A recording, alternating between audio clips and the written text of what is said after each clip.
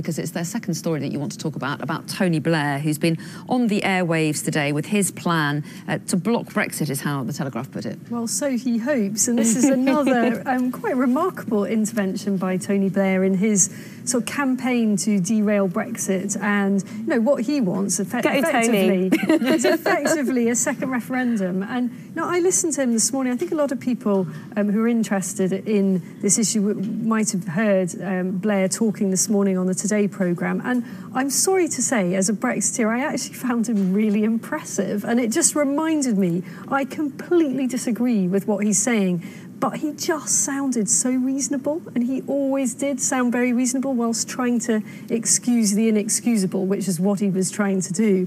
So I came away from it thinking, you're talking complete nonsense, you want to deny what people have voted for, but boy, are you good. It's funny because I sort of had the reverse take on it in some ways. So I read the paper that he put out today. I thought it was excellent. The content of it was really good. But I think he is quite damaged as a messenger, unfortunately. I think he's seriously damaged. Seriously damaged as a messenger. So I absolutely agree with everything that he has to say. But I think people who don't want Brexit to happen have to think very carefully about how they sell that message to people and how they change people's minds. And I'm afraid just setting out the facts and telling people that they were wrong is not a very effective way to change people's minds. Isn't his main argument reintroducing this idea of having some kind of vote where people can pass judgment on the kind of deal that is done at the end of the Brexit negotiations? I think he's right. I mean, that sounds very reasonable until you ask the question, what would the question be, and what happens if people don't like the deal? What do we go to? Do we go to actually we're just going to stay in? And can you imagine the damage to democracy that would cause? Well, I think as long as the question was really clear and people get a say on it, like they did in the referendum, then it doesn't matter too much. So if the option was clearly framed as in, do you want to take this deal or do you want to stay in, then I think, you know, people have to decide. I just wonder that just suppose the result of that referendum, and I wouldn't predict it this way, but suppose the result was 51% in favour of just staying in the EU and 49% in favour of what we've chosen already, which is coming out. Can you imagine how bitterly divisive that would be? Referendums work. But we could say that after the first lot, you know, so let's just stop doing it. Otherwise we can go on with this and the question will never be settled. And also there are others that might say, I would rather be out completely without that deal. You know, there might be three different options. Maybe you can come up with a sort of three-part question. I'm sure it's not beyond our wits. It's ridiculous. You know, we've had the referendum. Let's crack on. I think people are fed up of it all. OK, let's crack on. I shall crack on to the inside of the Express. A couple of stories, actually, on this page. Yeah, there are a couple of stories on this page, just checking out the right one. That top one, you like both of them. Let's talk about the first one. This is the vicar who is saying, can't be late to your wedding or I'm going to fine you.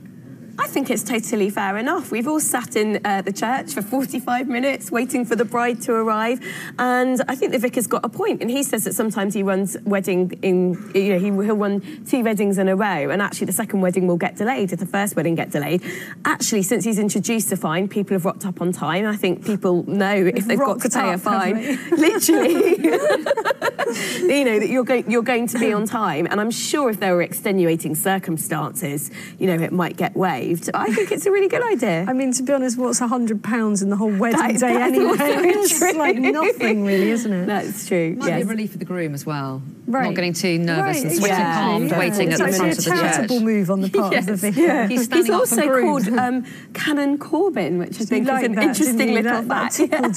Trying to get a political element in there. She's easily amused, as I say. So let's take a look at the other story about variety boxes. Yeah, I don't really see what the outrage is here. It's still a variety box. I mean, the story is that there isn't enough variety in the variety box. So Cadbury's have done this big pack that looks like a sort of pack of multiple biscuits, and you wheel out the tray, and unfortunately, it's just one layer of biscuits in the tray, even though normally in a box like that you get more. But to be fair to Cadbury's, they do put the weight on the box. It's just that the box is the skinny version. The skinny version of a variety box, exactly. Just what you want for the office for January. So while we're helping grooms, Instead of about 4 biscuits, which is what we normally wrap up. It's going to help New Year's resolutions as well, isn't it? I mean, you know, the kind of... Yes, although I think this was a pre-Christmas box. That's how it came to light. Somebody got it for Christmas from someone and they were a bit disappointed. But I'm sure the price reflects the fact there are only 8 biscuits in there. Does it? don't know. You'd expect. It does I can't quite read it there. I can't read it. Price per biscuit. Yes. It's a lot. £1.10, is that £1.30? It's a little bit blurry, so we'll try and find out that. We must find out before the next paper review, but for the moment we're out of time. Thank you both very much indeed. Isabel and Sonia, we shall see you at 11:30.